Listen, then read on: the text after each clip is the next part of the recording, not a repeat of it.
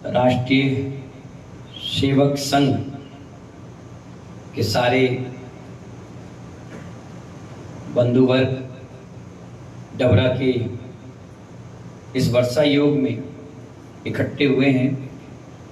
और आप सबको मालूम होना चाहिए, जब 1925 में नागपुर में इस संस्था का शुभारंभ हुआ, उसके बाद आज 98 वर्ष इसको हो गए और मेरी भी दीक्षा नागपुर की ही धरती पर हुई है।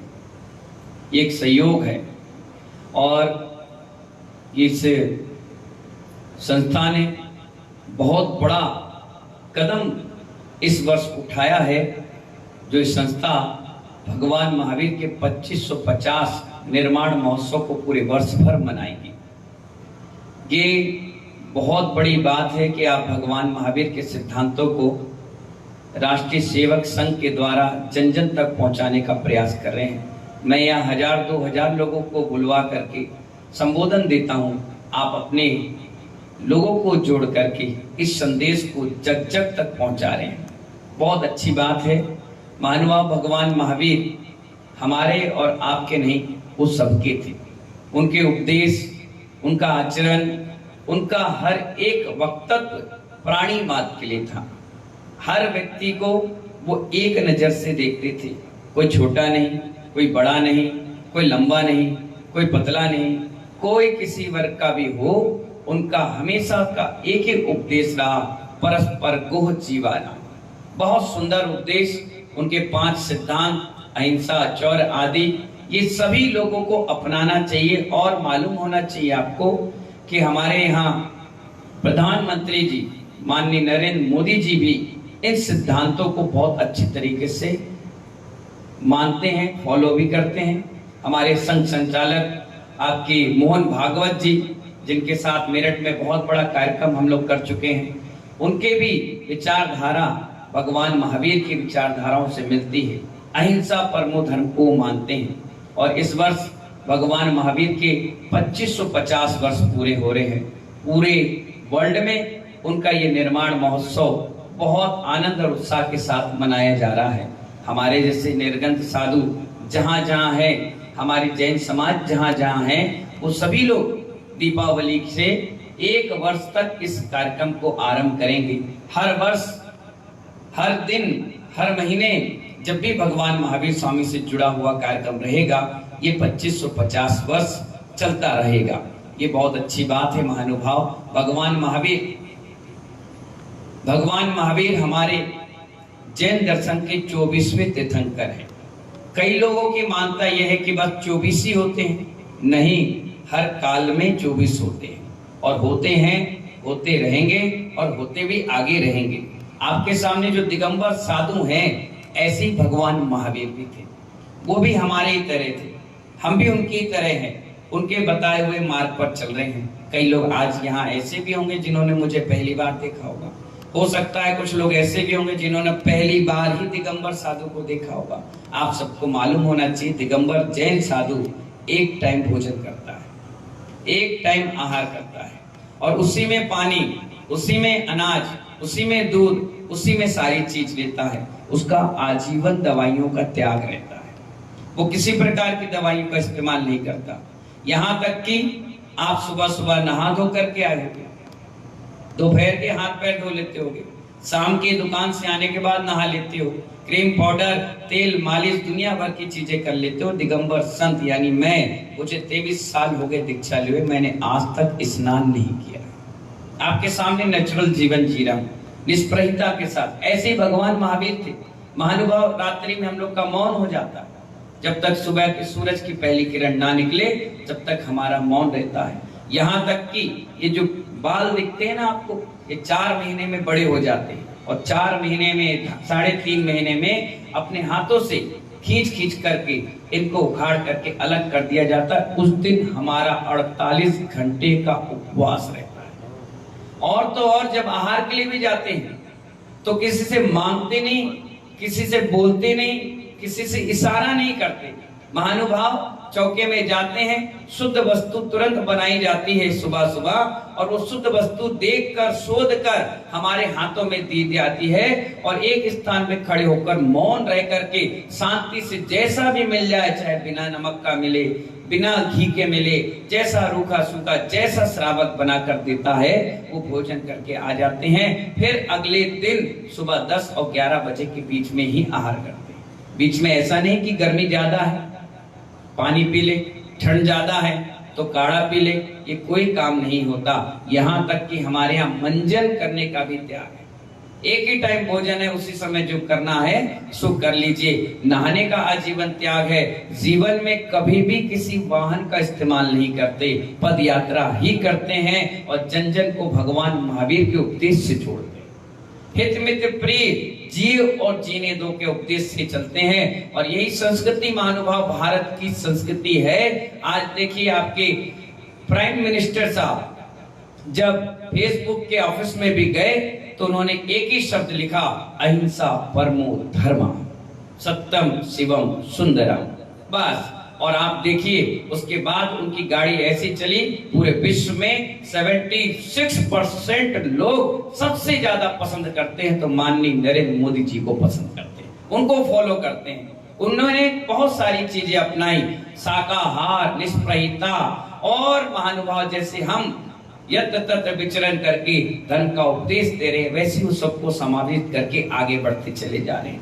ये सबसे अच्छी बात है कि गांधी जी ने भी जैन सिद्धांतों को माना है, हमारे मोदी जी भी जैन सिद्धांतों को मानते हैं, और इसीलिए महानुभाव ये आगे बढ़ते चले जा रहे हैं। आपके सामने जो जैन मुनि बैठे हैं, ये कभी मठ आश्रम नहीं बनाते। बैंक बैलेंस, पैसे, रुपया, ये दुनिया भर के ताम झाम से बिल्कुल दूर रहते हैं, और इसीलिए महानुभाव सारे लोग इनको नतमस्तक होकर प्रणाम करते हैं। इसलिए भगवान महावीर का उपदेश भगवान महावीर के बाद अविरल धारा के रूप में अगर चल रहा है तो ये दिगंबर साधुओं के कारण ही चल रहा है। आप देखिए, जहां भी देखिए, किसी भी कौम में देखिए, कहीं भी देखिए, गुरु का एक स्थान होता है। ऐसी जैन समाज में इन दिगंबर साधुओं का हमेशा स्थान उच्च स्थान में रहा, और सभी लोग इनके वंदन करते हैं, इनको नमन करते हैं। अभी वर्षा योग डबरा में चल रहा है, सारे समाज यहाँ पर आकर के धर्म का उपदेश सुनकर श्रवण कर रही है, और ये भगवान महावीर का 2550 वर्ष बड़े उत्साह आनंद के साथ हम भी यहाँ आपके साथ मनाएंगे। जब दीपावली होगी तो देखिए कितनी अच्छी बात है। वैसे अमावस्या की रात काली रात मानी जाती है और तांत्रिक क्रिया के लिए महत्वपूर्ण मानी जाती है, लेकिन कहा जाता है जो महापुरुष कर दें वो शुभ मुहूर्त हो जाता है। भगवान महावीर इसी काली रात में मोक्ष चले गए, इसीलिए पूरा जग दीपक जलाकर उनका महोत्सव मना रहा है। महापुरुषों के चित्रण के कारण हमारा भी मार्ग सुव्यवस्थित बन गया। आज देखिए, भगवान महावीर का उपदेश हर व्यक्ति मान रहा है, समझ रहा है, जरूरत की चीज समझ रहा है। अभी G20 सम्मेलन हुआ तो हमारे आने वाले मेहमानों को भी शाकाहार परोसा गया। ये भगवान महावीर की संस्कृति है महानुभाव। कहीं ना कहीं पानी छान कर पीना, निष्प्रहिता के साथ जीवन जीना, त्याग और तपस्या के साथ जीवन जीना, ये भगवान महावीर का उपदेश हमें जियो और जीने दो का संदेश ला कर देता है। कहीं भी जाइए, आपको याद होना चाहिए 2-3 साल पहले जब प्रधानमंत्री जी लाल किले से संबोधन दे रहे थे 15 अगस्त को, तो उन्होंने एक बात कही थी कि जैन मुनि ने 100 साल पहले घोषणा कर दी थी कि पानी भी बोतल में बिकेगा। यानी कहीं ना कहीं उन्होंने जैन मुनियों के शास्त्रों को पढ़ा, कहीं ना कहीं उन्होंने जैन सिद्धांतों को अध्ययन किया है, तभी तो वो जैन सिद्धांतों के बारे में कह रहे हैं। और आज देखिए, अभी आने वाले समय में 26 नवंबर को संभावित मोदी जी 2550 वर्ष का शुभारंभ भगवान महावीर के निर्माण महोत्सव का कर रहे हैं। अभी कलकत्ता में ममता बनर्जी ने किया, यहाँ भी शिवराज जी करेंगे, और भी जितने जहां जहां मुख्यमंत्री हैं इस काम की शुरुआत करे हैं। और इसकी सबसे बड़ी शुरुआत हमारे राष्ट्रीय सेवक संघ ने कर दी है कि जितने भी कार्यकर्ता हैं जहां जहां हैं समाज से जुड़कर भगवान महावीर का 2550 वर्ष आनंद संपन्न हो, पूरे वर्ष भर हो, जहां जो बैठक हो वो भगवान महावीर के उपदेश से हो, क्योंकि महावीर है वो, वीर भी नहीं है, वो महावीर है। हमारे यहाँ वीर तो उसे कहते हैं जो क्षमा मांगता है, पर महावीर उसे कहते हैं जो क्षमा कर देता है। क्षमा मांगना बहुत सरल है महानुभाव, लेकिन क्षमा करना उससे भी कठिन काम है, और कठिन काम को जो करता है वही भगवान महावीर कहलाता है। हमारे भगवान महावीर उस समय हुए जब इस धरती पर बड़ा हिंसा का तांडव था। आपको याद होगा, कई बार बैठकें हुई, कई बार लोगों का चिंतन चला, और उस चिंतन के बाद निकला कि नहीं, हमें भगवान महावीर के उपदेश मानना चाहिए। आप कहीं भी जाइए, किसी भी कौम में जाइए, कहीं भी जाइए, कहीं ना कहीं हमारे यहाँ अहिंसा का स्थान दिया गया है। किसी व्यक्ति को दर्द नहीं दिया गया, पीड़ा नहीं दी गई। और आज इसीलिए जैन साधु किसी को पीड़ा नहीं देते, किसी को दर्द नहीं देते, यहाँ तक कि पानी को भी छान कर पीने में विश्वास रखते हैं। चींटी भी है, उसको नमोकार मंत्र सुना करके समाधि संलेखना और परिनिर्माण की ओर बढ़ाते हैं। इसीलिए हर जगह एक सभ्य समाज के रूप में कभी भी जैन समाज धर्मांतर नहीं कराती। वो कम है, अल्पसंख्यक है, लेकिन कभी भी वो किसी को ऐसे नहीं कहते कि तुम भी आ जाओ, तुम भी। सबके लिए आशीर्वाद देते हुए आगे बढ़ते चले जाते हैं जैन साधु। और यहाँ भी महानुभाव सभी के लिए प्रेम, स्नेह, वात्सल्य का संदेश लेकर के। और हमने तो बचपन से राष्ट्रीय सेवक संघ को देखा है, उनके अनुशासन को देखा है, बड़ा मजबूत अनुशासन। क्योंकि हमारे आचार्य भगवान कहते हैं first self control then discipline. अगर आप कंट्रोल में रहेंगे तो आपके पीछे वाला भी कंट्रोल में चलता चला जाएगा। इन्हीं मंगल भावनाओं के साथ बहुत अच्छा लगा आप सबके बीच में। आपके कार्यवाहक जी, संयोजक जी, जो भी बाहर से अतिथि आए हैं, लोकल से आए हैं, बहुत बहुत प्रसन्नता का विषय है कि आप सभी लोग एकत्रीकरण करके आज इस मंच पर, इस पंडाल में एक साथ बैठे हैं। मैं तो चाहता हूं कि इस वर्ष पूरे साल भर आप कोशिश करिए भगवान महावीर के उस ग्रंथ को पढ़ने का जो उन्होंने जीवन जिया है। कोशिश करिए जहां से आपको जो चीज मिल जाए भगवान महावीर के बारे में खोजिए और एक दूसरे से चर्चा करिए। आपको एक अकेले में चिंतन करने का बहुत अच्छा विषय मिलेगा।